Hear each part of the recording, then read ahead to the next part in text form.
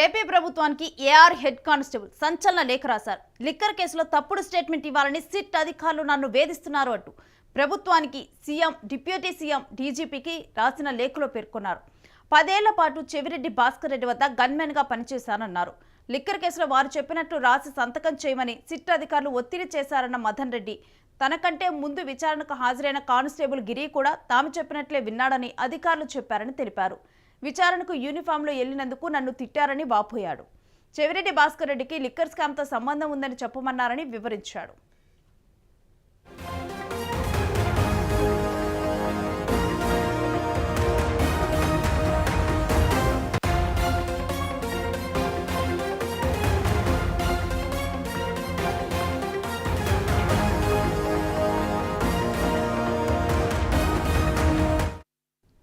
తప్పుడు స్టేట్మెంట్ ఇవ్వనని చెప్పినందుకు తనపై 10 మంది అధికారులు దాడికి దిగారని వాపోయాడు. తన మొహం మీద, వీపు మీద సిట్ అధికారులు పిడిగుద్దులు గుద్దినట్లుగా అతను ఆరోపించాడు.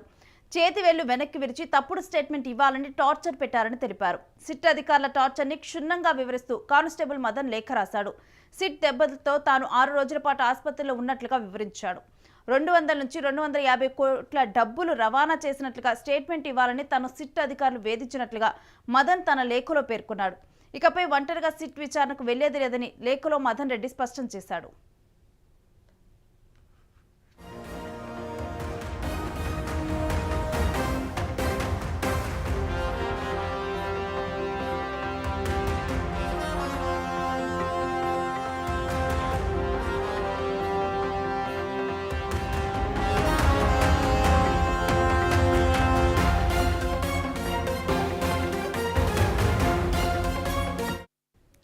మరోవైపు చెవిరెడ్డి మాజీ గన్మెన్ మదన్ ఏపీ హైకోర్టును ఆశ్రయించారు. లిక్కర్ స్కామ్ కేసులో విచారణ పేరుతో సిట్ అధికారులు దాడి చేశారని మదన్ రెడ్డి తన పిటిషన్లో పేర్కొన్నారు.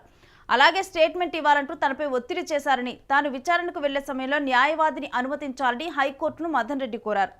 మరి అతని పిటిషన్పై హైకోర్టు ఏ విధంగా స్పందిస్తుందోనన్న ఉత్కంఠ నెలకొన్నది.